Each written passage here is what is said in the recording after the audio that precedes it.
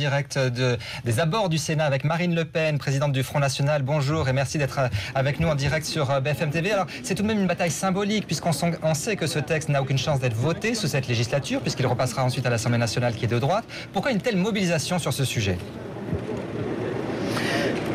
Pour deux raisons. D'abord parce que je trouve que le fait que le Parti socialiste le droit de vote des étrangers révèle une chose très claire, c'est que les Français ne les intéressent pas.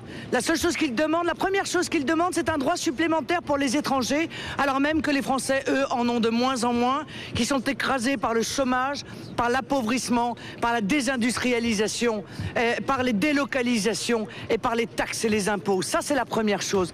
Deuxièmement, je suis venu dénoncer l'hypocrisie de Nicolas Sarkozy. Car enfin, sur un sujet aussi fondamental que le fait de laisser aux Français le droit de décider de leur avenir, y compris sur le plan municipal, on ne change pas d'avis. Ou alors ça veut dire qu'on n'a pas de conviction. Aujourd'hui, il dit qu'il est contre. Hier, il était pour, et que dira-t-il demain? Dira-t-il à nouveau que, pour finir, il a réfléchi et qu'il est pour donner le droit de vote aux étrangers? On n'a pas besoin de girouettes à la tête de l'État. Je crois qu'on assiste à une grande braderie aujourd'hui. On brade la souveraineté de la France, on brade sa politique économique, et aujourd'hui, on cherche à brader dans le dos des Français le dernier droit qu'il leur reste, le droit de voter. Marine Le Pen, c'est un très bon créneau, finalement, que vous offre le Parti socialiste pour la présidentielle.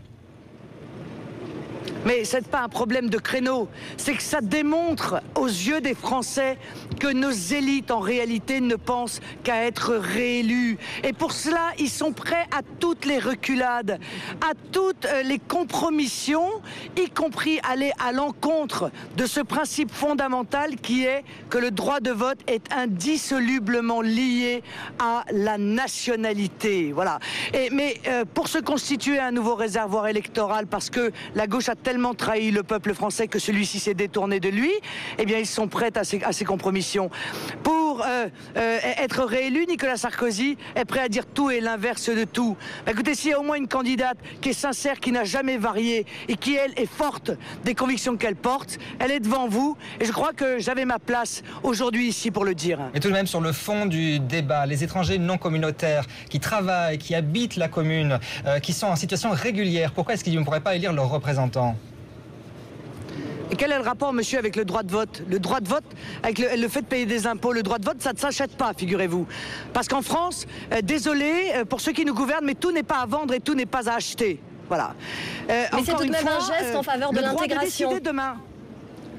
Oui, bien sûr. Mais vous ne croyez pas qu'on en fait des gestes à l'égard de l'intégration? On ne fait même que cela. On ne parle que de cela. Et qui parle des Français?